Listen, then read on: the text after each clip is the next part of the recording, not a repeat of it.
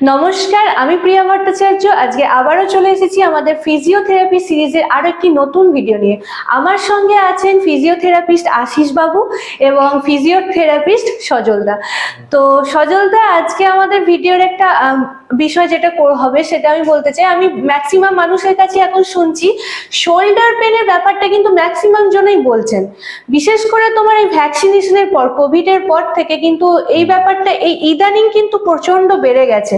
তো এই ব্যাপারটা কেন হচ্ছে? মানে শোল্ডার পেনের তো অনেক রকম কারণ থাকতে পারে, কিন্তু তার কি একটা মূল কারণ এই ভ্যাকসিন হতে পারে?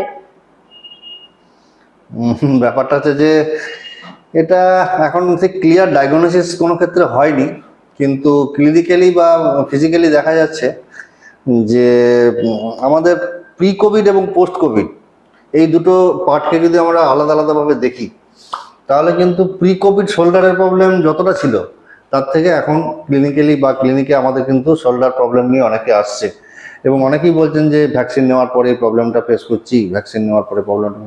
জানি না এটা ভ্যাকসিনের সঙ্গে কিছু রিলেটেড আছে কিনা, কিন্তু এটা দেখা যাচ্ছে। তো এখন যাই হোক, আমাদের প্রোটোকল ম্যানেজমেন্ট ফিজিওথেরাপি রিহ্যাবিলিটেশন যে পার্ট, সেটা তো আমাদের একই থাকবে। সেটা পোস্ট কোভিড প্রি কোভিড যা ছিল পোস্ট কোভিডও সেম থাকবে। তো সেটা আলোচ্য বিষয়। মানে এটা কি কারণে হয়েছে বা কখন হয়েছে, এটার থেকে বড় কথা হচ্ছে যে হচ্ছে যখন তার রিহ্যাবিলিটেশন কি। আমরা বরঞ্চ এই পার্টটা নিয়ে নিই যে কেন হয়, কিভাবে হয় এবং তার কি ম্যানেজমেন্ট বা তার কি প্রিভেনশন, এই ব্যাপারটা নিয়ে আলোচনা করাটাই মনে হয় বেটার হবে। এটা ঠিক, দাদা একদমই ঠিক বলেছে যে প্রি কোভিড সেইভাবে দেখিনি, হ্যাঁ, কিন্তু এখন অনেক দেখতে পাচ্ছি। কিন্তু যাই হোক না কেন, সেটা কিসের জন্য হোক, এখন যা দেখতে পাচ্ছি, আমরা যত পেশেন্ট করছি, more than 70% patient shoulder problem নিয়ে আসছে।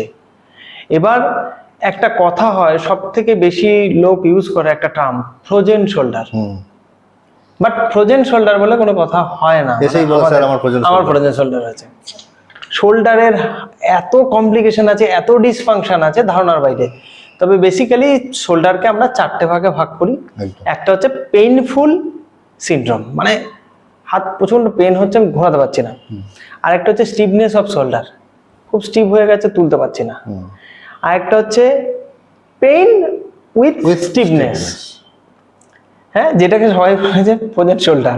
পেছনে হাত নিতে পারে না, ছেলেরা পকেট থেকে মানি ব্যাগ বের করতে পারবে না, হ্যাঁ, মেয়েরা মানে তোমাদের আর কি শাড়ির বুঝতে পারবে না, চুল আঁচড়াতে পারবে না, হ্যাঁ। আরেকটা হচ্ছে নটে শোল্ডার, মানে শোল্ডারই নয় অথচ নটে শোল্ডার, মানে শোল্ডার পেন বাট এটা রেফারেল পেন, ঘাড় থেকে আসছে, নেক থেকে। এর আগে একটা সিরিজে আমাদের বলা ছিল কিন্তু, হ্যাঁ, সার্ভাইকোজেনিক পেন। তো ওই পেনের ক্ষেত্রে সেটা হয় না, হ্যাঁ। বাকুডি সাইন মানে অ্যাবডাকশন, হাত এরকম করে আসে এই পেশেন্ট গুলো বেশিরভাগই, হ্যাঁ দাদা, এই বাকুডি সাইন গুলো এরকম। তার শোল্ডারে হাত দেওয়ারই দরকার, নেক ক্লিয়ার করলেই হয়ে যাবে। তো এইরকম চারটে ডিসফাংশন হয় শোল্ডারে। তো আমরা যেটা বারবার করে বলি যে কন্টিনিউ ফিজিও করার দরকার নেই, সে আবারও বলবো নো মেশিন, এক্সারসাইজ করবে ঠিক হয়ে যাবে। এর কোনো ওষুধও নেই, কিন্তু যদি আসে তবে এটা ইডিওপ্যাথিক। প্রচুর কারণ আছে যে কারণের জন্য আমাদের স্টিফনেস উইথ পেইনফুল শোল্ডার হয়, তাই তো দাদা? তার মধ্যে আমাদের ডায়াবেটিক একটা কিন্তু বড় পার্ট। অ্যাকচুয়ালি এটাকে আমরা দুভাগে ভাগ করতে পারি, ডায়াবেটিক শোল্ডার, নন ডায়াবেটিক শোল্ডার। আমাদের মতো করে যদি ভাগ করি, তো ডায়াবেটিক শোল্ডারে তো আমরা দেখেছি ডায়াবেটিস হলে শোল্ডারের একটা স্টিফনেস আসবে, পেইনফুল স্টিফনেস আসবে। আমরা কিন্তু নন ডায়াবেটিক পার্টটা নিয়ে আজকে আলোচনা করি, কারণ ডায়াবেটিক সবাই জানে যে যেহেতু আমার সুগার আছে শোল্ডারের প্রবলেম আছে। তো নন ডায়াবেটিক কি কি হতে পারে সেটা নিয়ে আলোচনা করলে বরঞ্চ আমার দর্শকদের সুবিধা হবে। আচ্ছা, ঠিক আছে। তো ট্রমা থেকে হতে পারে, কোথাও একটুখানি লেগে গেছে, তারপর অনেকে অনেক কদিন হাতই ওপরে তোলেনি, একদম হতে পারে। আর এটা যে দেখছি এই আঙুলে পেন হয়েছে, নাড়ায়নি, এটা আটকে যাবে। রিস্ট ফ্র্যাকচার হয়েছে, নাড়ায়নি, হাত আটকে যাবে। এলবো ফ্র্যাকচার হয়েছে, নাড়ায়নি, আটকে যাবে। ওই জন্য আমাদের ডিস্টাল জয়েন্টে যা যা ফ্র্যাকচার হয়েছে, যা যা প্রবলেম হয়েছে, আমরা প্রক্সিমাল জয়েন্টটাকে আগে নাড়াই, শোল্ডারটাকে আগে নাড়াই, নাহলে আটকে যাবে। তো এটাকে আগে নাড়তে হবে। তো যাই হোক, ডায়াবেটিক বা নন ডায়াবেটিক সকলকে এক্সারসাইজ করতে হবে। বলা হয় ডায়াবেটিক পেশেন্টকে প্রতিদিন সকালে ঘুম থেকে উঠে একবার জাস্ট হাতটা উপরে তুলবেন, একদম। যদি দেখেন যে লাগছে না দেন গুড, আচ্ছা, তাহলে আপনার যদি সময় না থাকে এক্সারসাইজ করার দরকার নেই। যেদিন তুলতে গিয়ে দেখবেন যে হালকা হালকা আমার লাগছে, তার মানে হ্যাঁ আপনার প্রবলেম হতে চলেছে, শুরু হচ্ছে। হ্যাঁ, তাহলে রোজ এই এক্সারসাইজ 10 বার 15 বার করে তুলবেন বা পেছনে হাত নেবেন। মানে তুমি বলতে চাইছো যেটাতে প্রবলেম বুঝবেন হ্যাঁ সেটাই আপনি সারাদিনে 10 বার সারাদিনে 10 বার করে করবেন। হ্যাঁ, সবাই কি করে আমাদের কাছে আসে, এমন এমন জন এসছে 2 বছর পরে এসছে, হ্যাঁ হ্যাঁ। 2 বছর ধরে হ্যাঁ হাতে এর বেশি তুলতে পারে না। আর প্রথমে কি বেসিক কনসেপ্ট হচ্ছে, প্রথমে শোল্ডার পেন হচ্ছে, চলো ওষুধের দোকানে গেল, 10 টাকা দিয়ে দুটো পেন কিলার গুলো খেয়ে নিল। তারপর বাড়ির যে কাজের মাসি আছে তাকে দিয়ে একটু মেসেজ করালো।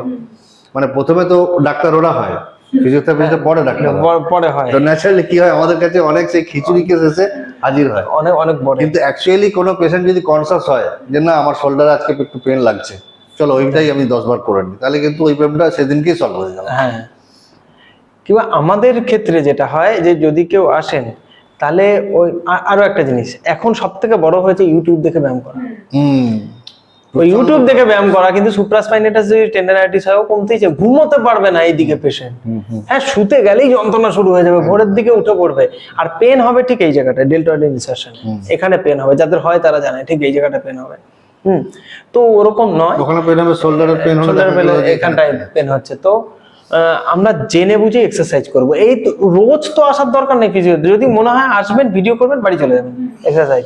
দেয়ালে এইভাবে হাত তুলছি, যাদের এমনি যাদের হয়েছে তাদের এমনিতেও কমে যাবে, ও দেয়ালে হাত তুলতে হবে না, কিন্তু ওই করেও যখন কমে না তখন আসে। এটাই যদি প্রথম প্রথম আপনারা শুরু করেন তাহলে হতে পারে। ব্যায়াম কিন্তু দেখাবো এই এক্সারসাইজ গুলো সব, যে কি এক্সারসাইজ করলে আপনারা বাড়িতে এগুলোই ঠিকঠাক করতে পারবেন। তো দাদা এই ঘাড়ে ব্যথা যখন আমরা তোমার একটা ভিডিও করেছিলাম, তুমি তখন বলেছিলে বালিশ একটা ইম্পর্টেন্ট জিনিস। তো এই শোল্ডারের ক্ষেত্রেও কি বালিশটা খুব ইম্পর্টেন্ট? আর তার পাশাপাশি হচ্ছে অনেকেই দেখি ঘাড়ে পিঠে ব্যথা হলেই বলে ছাদে একটু বালিশটা দিয়ে আসো, সেই গরম বালিশ রাতে নিয়ে শুলেই নাকি ঠিক হয়ে যাবে। তো এই যে কনসেপ্ট গুলো আছে এগুলো কতটা ঠিক কতটা ভুল? অ্যাকচুয়ালি তোমার কোশ্চেনটা খুব ভালো কোশ্চেন, যেটা আমাদের গুজুর যাদেরকে বলি আমরা, পুরোনো দিনের মানুষ, তারা বলেন যে ঠিক আছে তোমার ঘাড়ে ব্যথা, চলো বালিশটা রোদে দিয়ে দাও ঠিক হয়ে যাবে। অ্যাকচুয়ালি শোল্ডারটা কিন্তু কোনো জয়েন্ট নয়, শোল্ডারটা একটা জয়েন্ট, কিন্তু তার পাশাপাশি এটাকে শোল্ডার কমপ্লেক্স বলতে পারি আমরা, অর্থাৎ কমপ্লেক্স অফ জয়েন্ট, 4-5টা এখানে জয়েন্ট আছে। মানে দুটো ফলস জয়েন্ট হয়, তার মধ্যে পিঠে একটা জয়েন্ট আছে, সেটাকে স্ক্যাপুলোথোরাসিক জয়েন্ট বলে, এটা ফলস জয়েন্ট, মানে হ্যাঁ, ট্রু false এন্ড ফলস এরকম দুটো জয়েন্ট নিয়ে আমাদের হয়। একদমই। হ্যাঁ, একটা হচ্ছে গিয়ে সুপ্রাগ্লিনয়েড স্পেস, এটা একটা ফলস, একদম। আর এটা হচ্ছে স্ক্যাপুলোথোরাসিক জয়েন্ট, এটা হচ্ছে ফলস। আর ট্রু জয়েন্ট যেটা হচ্ছে সেটা হচ্ছে গ্লিনোহিউমেরাল জয়েন্ট, স্টার্নোক্লিউডো জয়েন্ট, আর হ্যাঁ আর অ্যাক্রোমিওক্লেভিকুলার জয়েন্ট, এটা হচ্ছে গিয়ে হ্যাঁ এটা হচ্ছে ট্রু জয়েন্ট। তো অ্যাকচুয়ালি কি হয়, যখন আমরা ঘাড়ে বালিশ ঠিকঠাক দিতে পারি না, অ্যাকচুয়ালি বালিশটা তো ধরো এত চওড়া হয়, তো আমরা শুধুমাত্র মাথা রাখি, মাথা রাখার জন্য তো 4 ইঞ্চি বালিশ হলেই হতো, কিন্তু কোম্পানি এত বড় কেন বালিশ দেয়? তার পিছনে কারণ আছে, কারণ হচ্ছে শোল্ডার টু হেড পুরোটা বালিশের মধ্যে থাকবে। তো শোল্ডারে আমাদের যে স্ক্যাপুলোথোরাসিক যে জয়েন্ট, ওটা যদি আমি প্রপার সাপোর্ট রাখতে থাকি তাহলে কিন্তু পেন হওয়ার সম্ভাবনাটা কম থাকে, সেইটা হ্যাং হয়ে যায় এবং ও একটা এক্সট্রা কন্ট্রাকশন সারা রাত ধরে থেকে গেল, সেখান থেকে পেন হয়।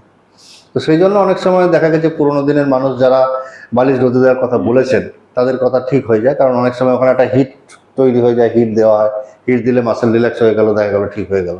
অনেক সময় রম্বাইটাস টাইট হয়ে যায়, ট্র্যাপিজিয়াস আপার ট্র্যাপিজিয়াস টাইট হয়ে যায়, সেখান থেকে শোল্ডার পেন আসে। তো ন্যাচারালি শোল্ডার পেনের আগে প্রথমে কজ রুটে আমরা যেতে হবে, যেটা আমরা আগের ভিডিওতে নিতে বলেছিলাম যে আমাদের রুটে ঢুকতে হবে, কোথায় কারণ আছে।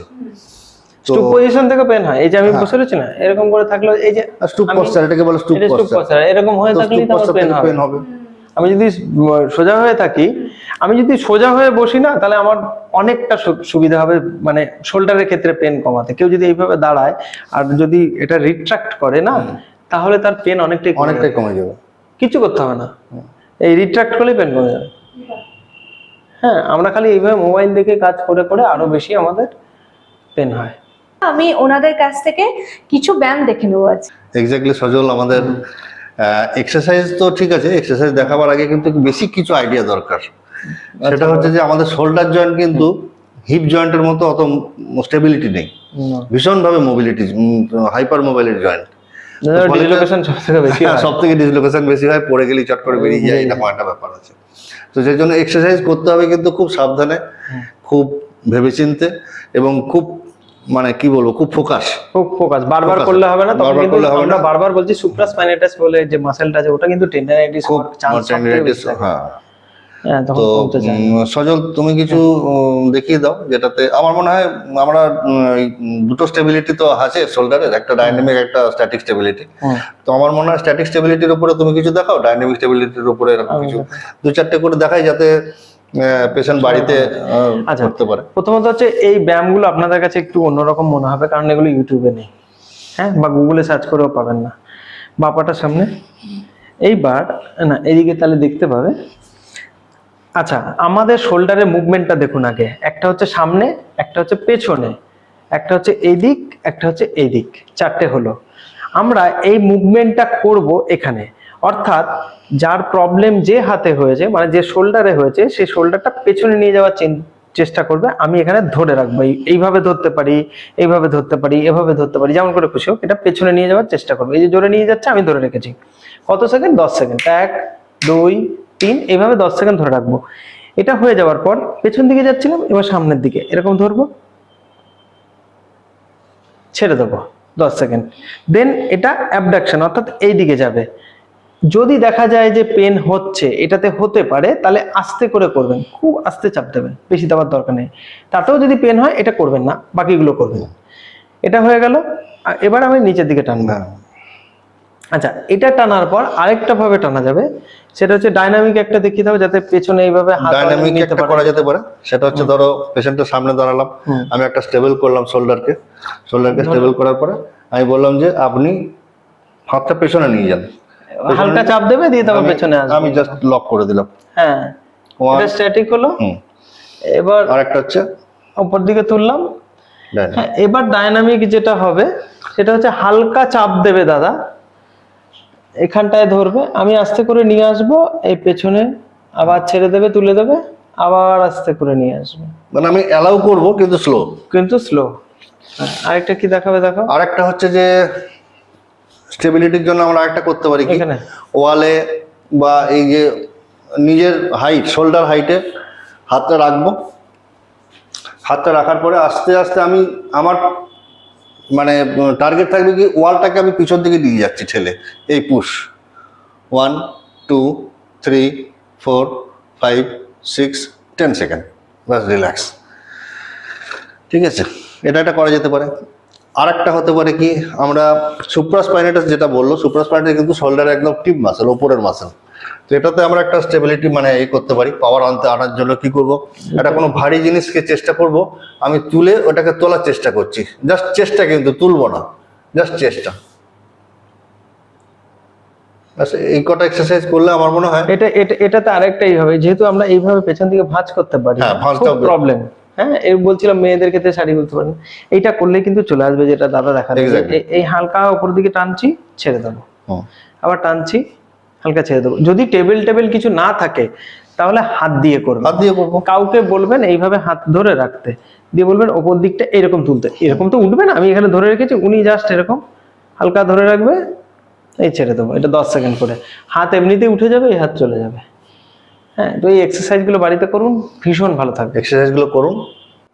তো শোল্ডার পেনের জন্য আমরা কিছু এক্সারসাইজ ওনাদের কাছ থেকে দেখে নিলাম, যেটা কিন্তু দাদা বললো যে ইউটিউব বা গুগল সার্চ করে কোথাও পাবেন না। জাস্ট এই কটা ব্যায়াম করলে কিন্তু পুরোপুরিভাবে ঠিক হয়ে যাওয়ার একটা চান্স থাকে।